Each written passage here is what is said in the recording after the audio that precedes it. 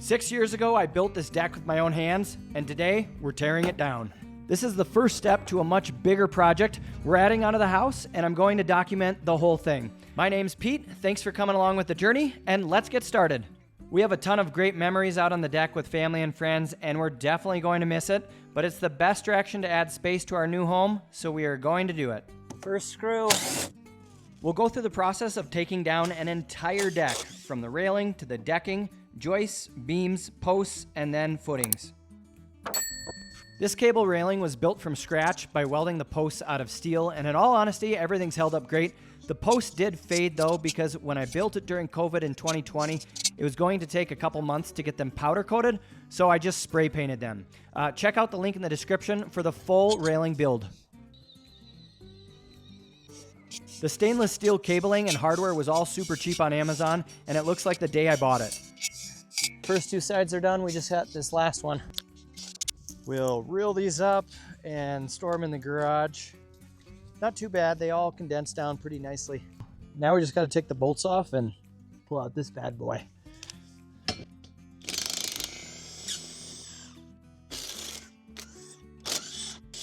Having a big impact wrench in the garage comes in handy for making the removal of these bolts go quick, or for working with lug nuts, vehicle parts, and heavy equipment. One more after this guy.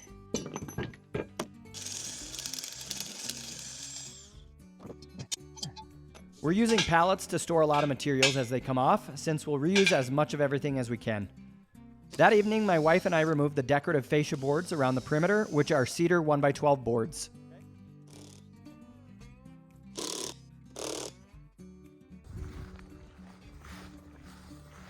Cheers. No Cheers. turning back now. Love ya. Love you. Tomato, tomato, tomato, tomato, cucumber. These are peppers. The next day, we started taking off the Trex decking, and this really stung as we would no longer get to use the deck with our family. The composite decking is quick to get off because of the hidden fasteners that hold them in place. When taking off a lot of older decks, there can be lots of stripped screws, especially if they're Phillips screws, so this was really easy to do. Oh, I remember getting this done and playing cornhole on it. Yeah. Lots of good memories. One thing I will say about the Trex is we never had to do any maintenance to it besides using a blower to get leaves off and hosing it down every once in a while. It basically looked like it did when we got it, so we'll be reusing it to build a new deck on our addition. Way to go, Chip. Whew. The joist tape did a great job protecting the tops of the joists from water and from rot.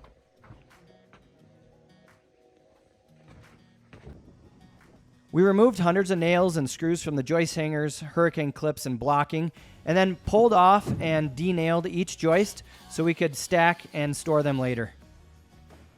The deck was built back in 2020, and if you want to see the transformation of how it was built from start to finish, check out the link in the description.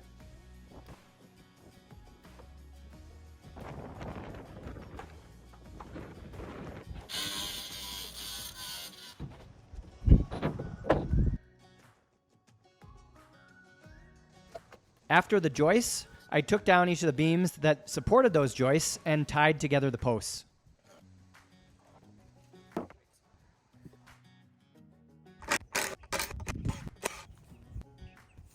The next step was to remove the Sono tubes, and I used a mini excavator to pluck all 12 of them out. I actually bought this used mini excavator about 2 years ago to save some money on digging projects around the property and for other projects at family members' houses and for this addition. And it's already saved me a lot of money versus hiring it out. And I like to think of it sort of as a free rental, since if I do decide to sell it someday, I should be able to get most of my original investment out of it.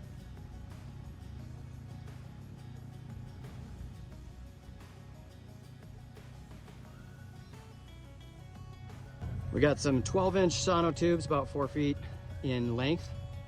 Access to a dump trailer has been a lifesaver for bringing in things like topsoil and gravel and then dealing with demo materials. And I'm piling these concrete piers out back in hopes I can reuse them for something like a playhouse foundation. But I'd love to hear if you've ever reused concrete piers, and if so, how it worked out. Here I'm making a cut to shorten the back deck. And then we have to take off this part of the deck so they can excavate next to the house while they do the addition. Then I removed these last couple of joists and the posts to finish the rest of the deck demolition.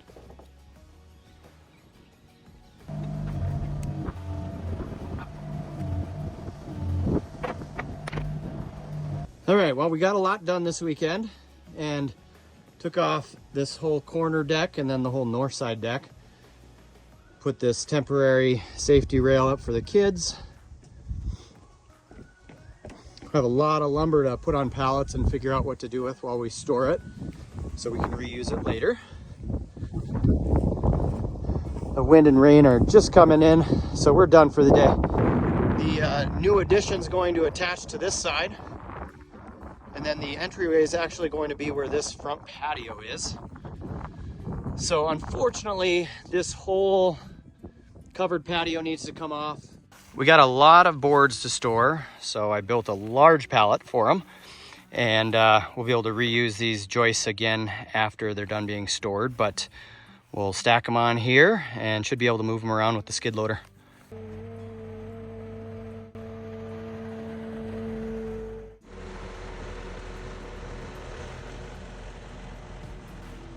So we started out with our 1970s split level fixer-upper with about 1,600 square feet of living space and a small garage, and we completely gutted it and renovated it. Now, it's sad to see it without the deck we worked so hard building and enjoyed for 6 years, but the benefits of the additional space for our family and the new deck facing the same direction will be even better. Let me know what you think and what questions you have if you're thinking about adding onto your home. I'm going to walk you through the process of building our addition, and we'll also be sharing the mistakes and everything I learned. Consider subscribing if you want to follow along with the journey as we build this house, and thanks for watching. Cheers.